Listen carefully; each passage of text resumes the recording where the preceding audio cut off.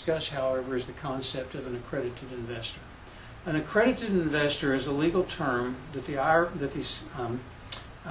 Securities and Exchange Commission has created to define a person that is sophisticated and capable of looking out for their own interests, presuming, of course, that they have access to quality, good information.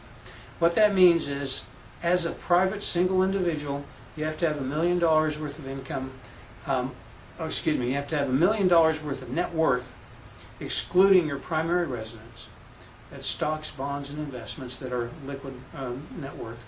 You also have to have $200,000 in annual income for the last 2 years in a row, or if you're married, you have to have $300,000 as a married couple. Rule 504 is a great exemption or exception to the requirements for filing to be public. You can raise up to $1 million a year from an unlimited number of accredited investors, so long as you comply with the state exemptions, and these are non-registered securities, non-restricted securities, sorry.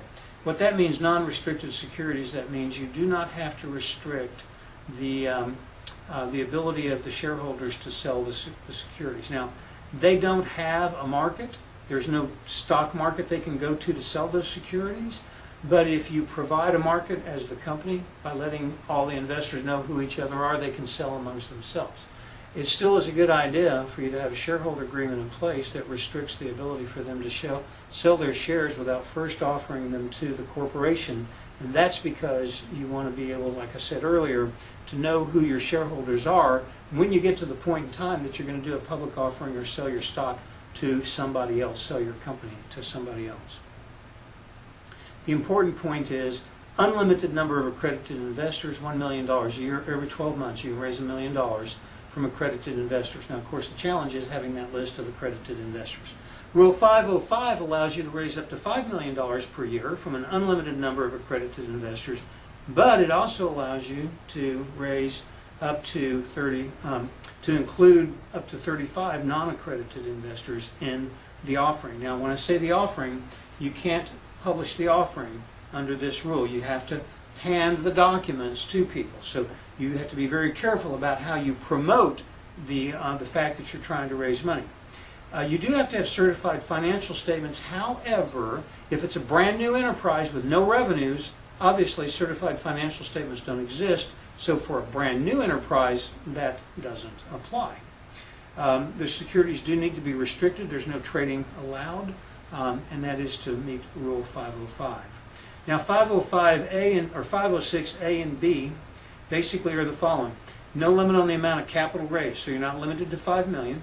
You have an unlimited number of accredited investors, up to 35 non-accredited investors. You need certified financial statements, and securities are restricted. So it's just like Rule 505, except that